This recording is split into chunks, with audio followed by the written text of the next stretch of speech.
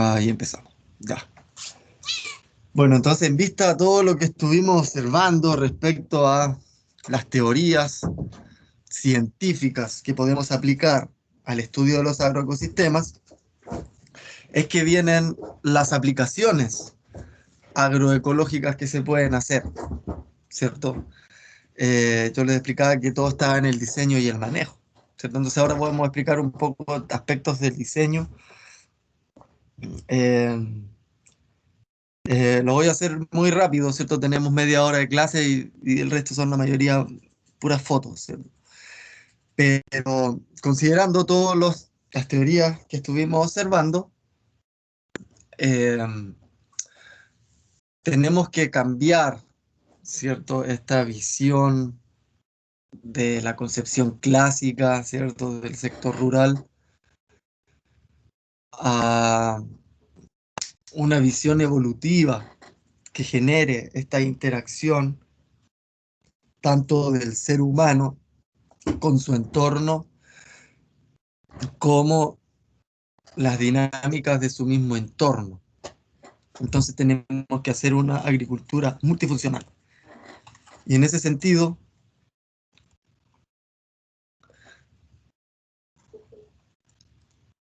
podemos generar agroecosistemas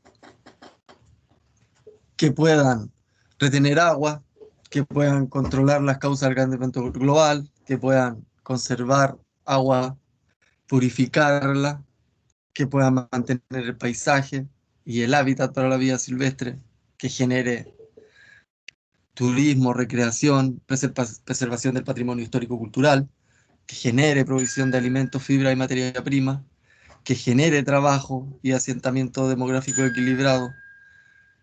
Entonces, se puede generar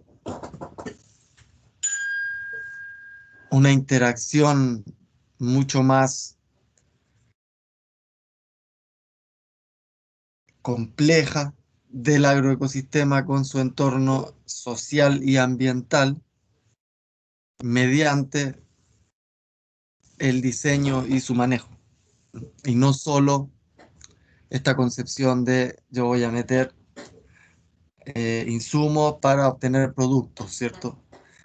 Con todas sus externalidades negativas, sino tomar las fuerzas de la naturaleza, generar productividad, generar bienestar social, generar mantención del medio ambiente, preservarlo y mejorarlo, solo con distintas técnicas que impliquen aplicaciones científicas, ¿cierto? De las teorías científicas.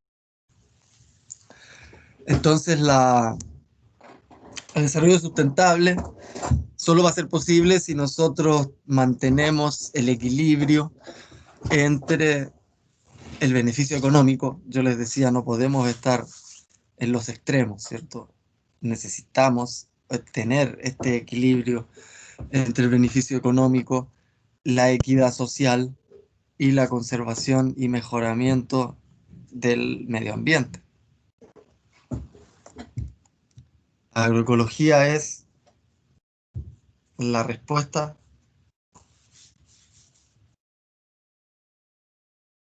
a esta problemática compleja. Bueno, por otro lado, Juan Gastó, ¿cierto? Habla de tres tipos de diversidad. La diversidad alfa, que es las mezclas, ¿cierto? De las distintas especies en la misma área, todo mezclado, lo que en general ocurre en la naturaleza, ¿cierto? Pero estas siempre se distribuyen de esta forma agregada eh, entre zonas de degradé, por así decirlo, zonas de transición, y eso se denomina diversidad beta. Y además va a responder a si está de un lado del cerro, ¿cierto? Asoleado o en la sombra, si está en la punta del cerro o está en la falda del cerro, o si está al lado de un río, va a afectar. Entonces eso se denomina diversidad gamma. Y en un paisaje, las mezclas entre diversidad alfa, beta y gamma van a ser infinitas y potenciales. ¿Ya? Es ahí donde se aplica la ecología para poder diseñar, ¿cierto?, un paisaje que sea funcional. Por otro lado, Altieri indica que en un ecosistema, desde el punto de vista de la valoración humana, van a haber tres tipos de biodiversidad. La biodiversidad productiva, que es de la cual yo obtengo los productos, ¿cierto?, que después voy a comercializar o voy a consumir.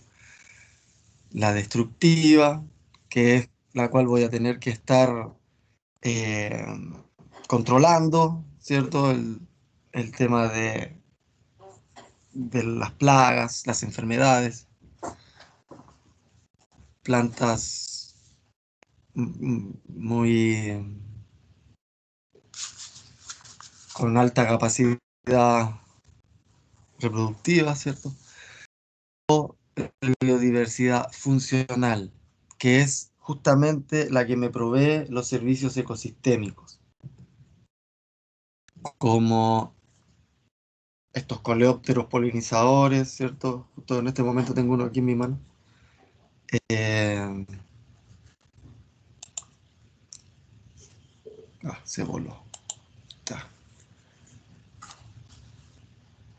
O las abejas, o las arañas, que son predadoras, ¿cierto? Que me van a controlar las cargas de plagas y enfermedades. eh, que yo considero beneficiosos, ¿cierto?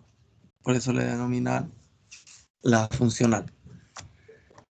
Y el equilibrio ecosistémico o agroecosistémico que se pueda lograr va a depender de estas proporciones, ¿cierto? No podemos tener 100% diversidad productiva porque un poquito de destructiva y te deja el desastre, ¿cierto? Necesitáis tener siempre un poquito de funcional, pero en detrimento también de la productiva y así. Entonces tienen que estar equilibrando el agroecosistema de esa forma.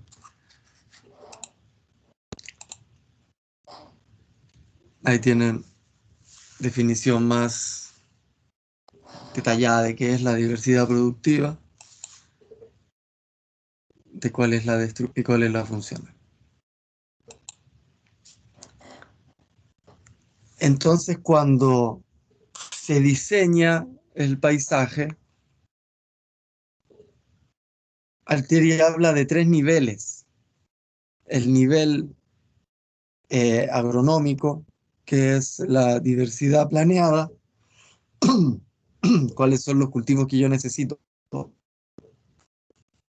cuáles son eh, las chacras, las huertas que voy a tener que poner, ¿cierto? Qué tipo de rotaciones. Por otro lado, el siguiente nivel es ya a nivel agroecosistema, ¿cierto? De la diversidad asociada. Yo necesito áreas de amortiguación biológica, ¿cierto? Como corredores biológicos, cercos vivos, cultivos de cobertura, zonas reservorias ecológicas que uno deje, incluso hasta los mismos bordes. Los bordes suelen ser reservorios importantísimos de plantas espontáneas, que llegan muchos polinizadores y enemigos naturales ahí. Son prácticamente corredores biológicos. Y la diversidad circundante, que también es importantísima, porque no es lo mismo estar alrededor de puros monocultivos, como, como estamos nosotros allá en la universidad, ¿cierto? Rodeado de monocultivos frutales convencionales, o estar al lado de un cerro, ¿cierto? O estar al lado de un río, en un valle. Eh, si yo estoy al lado de un cerro con bosque nativo, es muy probable que tenga mejor provisión de servicios ecosistémicos de la biodiversidad del bosque que si tengo un puros monocultivos en los cuales un área más diversa es para que lleguen todas las plagas de los otros lugares agrícolas, donde además tiran veneno, se arrancan los bichos. Entonces es importante también. O sea, a nivel de desarrollo de un agroecosistema hay que estar observándolo a los tres niveles. Y lo máximo ya en diseño es lo que se denomina agroforestería, donde hay una orden completa, ¿cierto? Y se puede estar en un bosque, al lado de un bosque, y dejar un sitio para tener plantas, animales, manejo de residuos, una casa y todo, manejarse. eh, Esa es la forma más sustentable que existe, ¿cierto? Porque los organismos se interrelacionan de todas estas formas, ¿ya? Van a generar efectos el uno sobre el otro, estén o no cohabitando, imagínense. Entonces, habiendo organismos, van a haber relaciones y cada relación, interacción, va a implicar manejo, o sea, movimiento de energía y de materia. Entonces, hay distintas plantas que van a proveer polen y néctar para insectos benéficos, van a haber plantas repelentes para evitar que ingresen tales o cuales plagas, plantas perennes, cortinas de viento, para usar como borde y cercos vivos, ciertas flores benéficas que otorguen todo el año polen y néctar en cultivos de cobertura o en corredores biológicos. Eh, en el diseño vamos a tener que ir considerando todos esos aspectos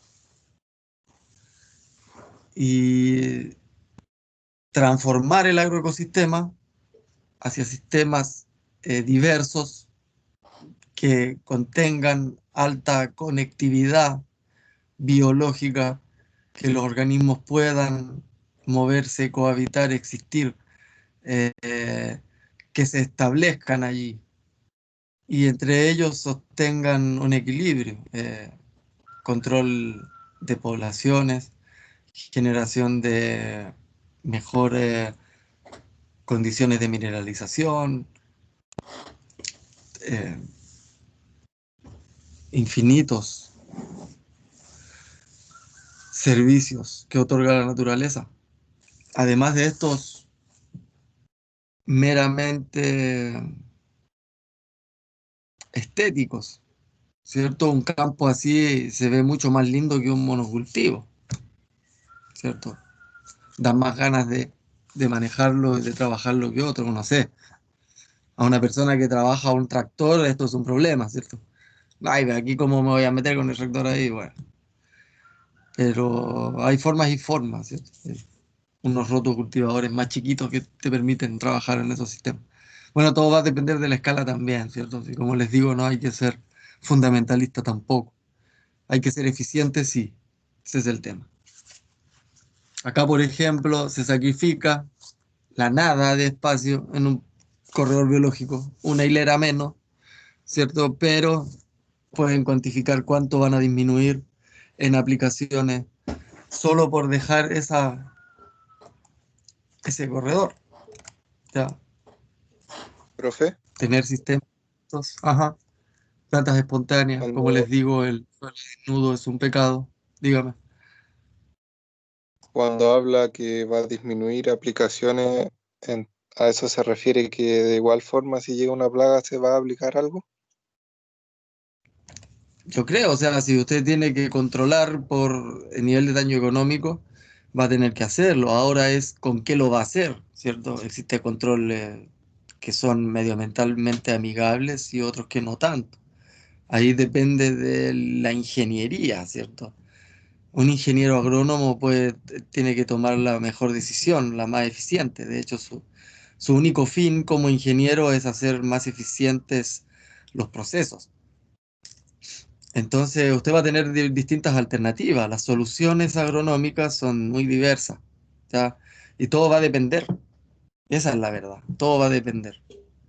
Lo Profe, importante es saber fisiología, lo importante es entender muy bien bioquímica, lo importante es saber esas cosas y no solo conocerse el vademecum de los agrónomos, que es el manual de fitopatología de Syngenta, ¿cierto? Que sale todos los años y que le da una receta para cada cosa. Usted pone tal cultivo y le dice ya aplique tal cosa para esto, tal cosa para esto, tal cosa para esto, porque justamente es un mercado y una propaganda. Pero muchas veces, claro, aunque esté manejando un agroecosistema, es probable que tenga que manejar plagas, pero lo ideal es que busque las alternativas medioambientalmente más amigables. Al menos va a poder tomar la decisión consciente de ello. ¿Mm? profe, con esas alternativas amigables se refiere como a productos que ya existen en el mercado o a preparados como biopreparados y cosas así. Cualquiera de todas, lo que usted busque. Puede usted investigar algo nuevo, puede usar algo que ya se usa, puede comprar algo que ya esté vendiendo Bayer, como por ejemplo el Dipel, ¿verdad? El Dipel de Bayer, ¿cierto? ¿Qué es el Dipel de Bayer? Son bacterias, eh, Bacillus thuringiensis, si no me equivoco. Vaya a ver, revisar a alguien si no me van a matar. eh, que se aplica como control biológico. Eh, pero es eso, yo aplicaría Bacillus, ¿cierto? Y no aplicaría eh, alguna cispermetrina, ¿cierto? O raid casi jardín que le echa a la gente a su casa, a su familia en las casas, ¿cierto? No, no, prefiero aplicar Dipel en ese sentido. Entonces ese es el tema. Ustedes van a tener a la mano un montón de soluciones. El tema es que tienen que entender que muchas de esas soluciones agronómicas no son sustentables. Tienen que poder discriminar entre ellas, ¿cierto? Lo mejor es disminuir su uso. ¿Por qué? Porque la agricultura del monocultivo es dependiente de ellas. Ustedes no van a poder producir si no es utilizando todos esos subsidios energéticos.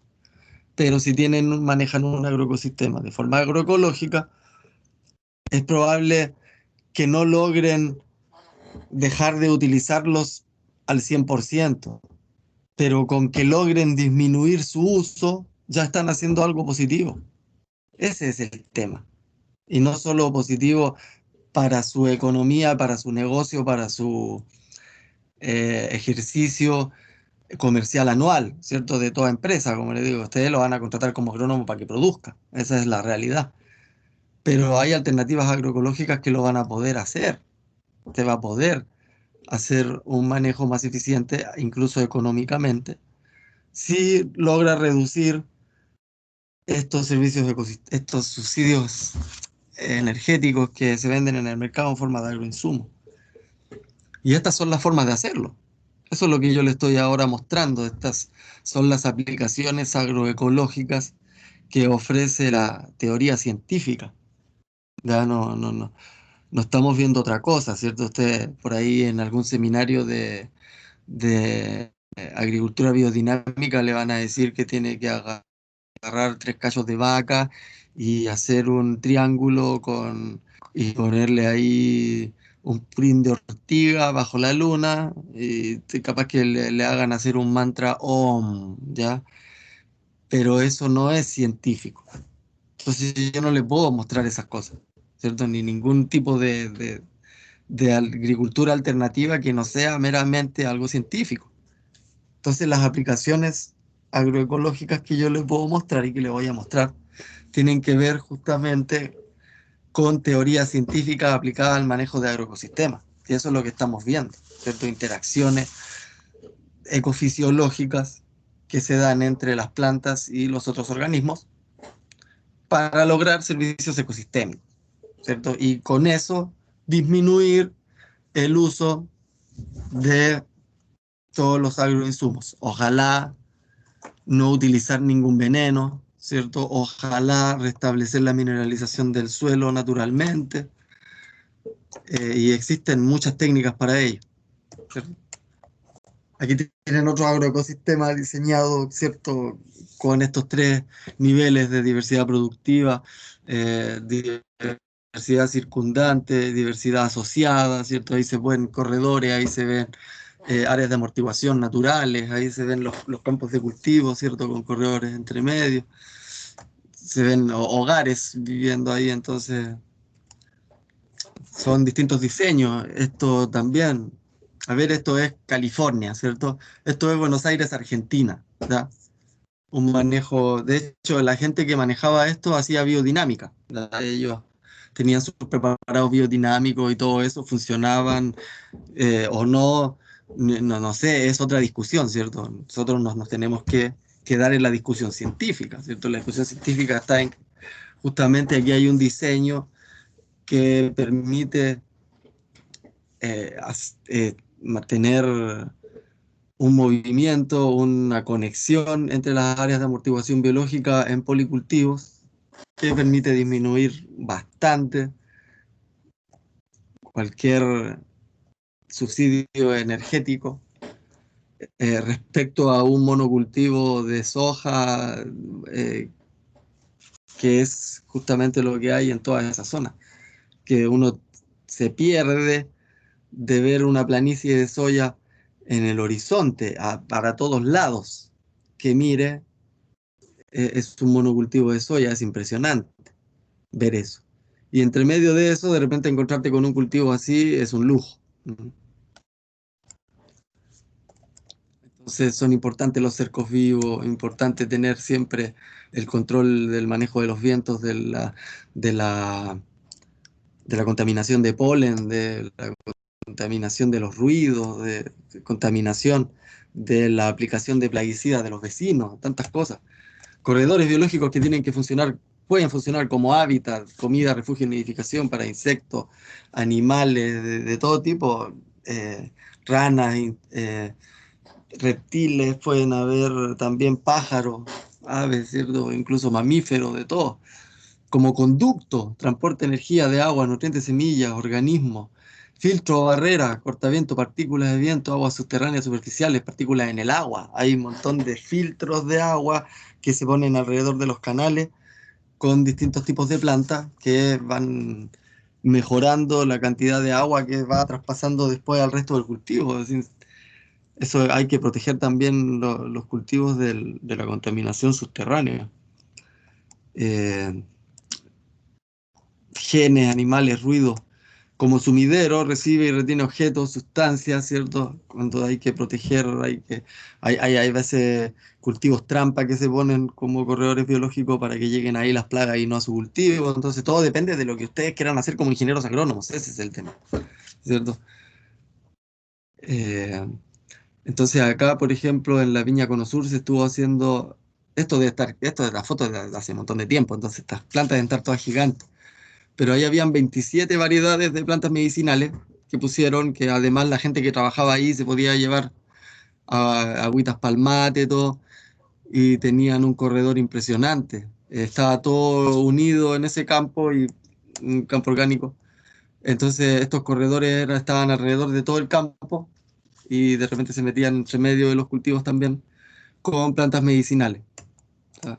Que después estaban disponibles para toda la gente. Acá tenemos cómo se mantienen en sistemas de pastura todavía esas conexiones, ¿cierto? Se mantienen esos canales, esas interconexiones de las áreas naturales hacia los campos.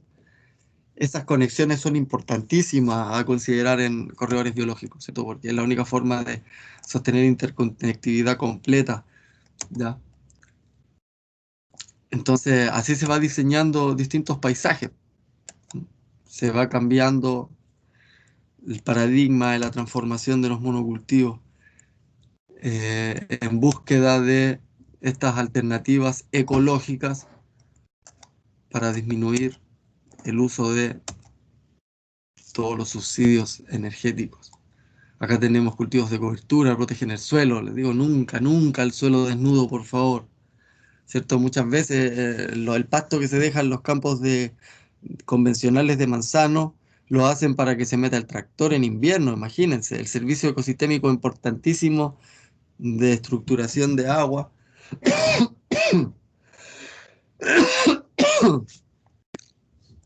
por de estructuración del suelo que diga por a través del pasto. Acá podemos tener lupino, podemos tener leguminosas, ¿cierto? Que provean de nitrógeno también al suelo. Diversidad de plantas, de flores, cultivos de cobertura que puedan tener polen y néctar, ¿cierto? Para los visitantes, ya sean polinizadores o enemigos naturales. Mejoramiento de la relación carbono-nitrógeno del suelo, cuando se ponen plantas ricas en carbono, ¿cierto? O en nitrógeno. Metan flores, por favor, a los campos. Hay que echarle compost al suelo, hay que meter microorganismos al suelo, hay que meter flores al campo, hay que romper el monocultivo, hay que cultivar al lado de áreas naturales, hay que tener respeto del paisaje, ¿cierto? Hay que mantener conectadas las áreas naturales o los paisajes naturales con los agroecosistemas. Tenemos que entender que el manejo de cuencas tiene que hacerse a nivel territorial, tiene que gestionarse a nivel comunitario, tienen que haber estas áreas de... Si no, no se puede hacer agricultura, agroecología de la mejor forma. Chile tiene las mejores condiciones para la agroecología. Podríamos vender los mejores productos. Todo el mundo nos compraría si supiéramos que acá manejamos agroecológicamente todos nuestros cultivos, imagínense, como valor agregado, ¿cierto? Hoy se está haciendo con varias viñas, se están protegiendo áreas naturales y se están dejando corredores biológicos, ¿ya? Diseños de agroecosistemas bien diversos. Esto es lo que nosotros estamos acostumbrados a observar, ¿cierto? Como mapa, ¿ya? Esto es el territorio de la séptima región, ¿cierto? Pero nosotros somos muy políticos y nos dividimos, ¿cierto? Ya, esto va a ser para ustedes, este para mí, este para allá, este para acá. Que así está dividido políticamente ese territorio. Pero naturalmente ese territorio ya a nivel de suelo es súper distinto, ¿cierto? Esos son todos los órdenes de suelo que existen aquí en la séptima región. ¿Ya? Estas son las formaciones vegetacionales que existían eh, naturales, ¿ya? Matorral bajo de altitud, el área del matorral y de bosque esclerófilo, ¿cierto? Herbazal de altitud, bosque espinoso, bosque esclerófilo y bosque caducifolio. ¿Ya? O las asociaciones vegetales que existían, ¿cierto? Como matorrales de Discaria y Berberis, o de Laretia y Berberis, y así, todas esas, los Denotofagus. Estas eran las poblaciones vegetales naturales que habían antes, ¿ya? Esos son los orígenes de los suelos que tiene la séptima región. Ya, los que son de material volcánico, el material metamórfico, los rojo arcilloso, los aluviales. Solo la séptima región es así de diversa en sus suelos. Este es el uso que le estamos dando nosotros ahora a los humanos, ¿cierto? Suelo sin uso, la parte cordillerana, que está puros cerros, ¿cierto? La parte que usamos para pradera, la parte que es de matorral, la parte forestal, la parte agrícola, de la séptima región, ¿cierto? El valle longitudinal en general, Valle de Curicó, todo eso. ¿Mm? Estos eran, este es el uso actual que tiene la séptima región, ¿ya? Para que entiendan ustedes la diversidad del territorio. Este es los cuerpos de agua naturales que existían, las venas de agua de la séptima región, ¿cierto? Los seres humanos, gracias a su ingeniería, han podido cubrir completamente la zona, ¿cierto? Con riego.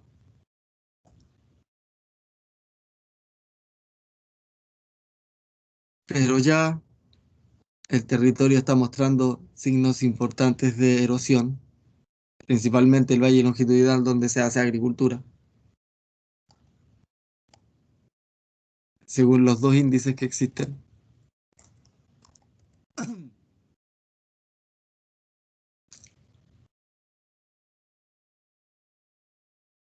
Y esto, señores, es lo que va quedando de bosque nativo.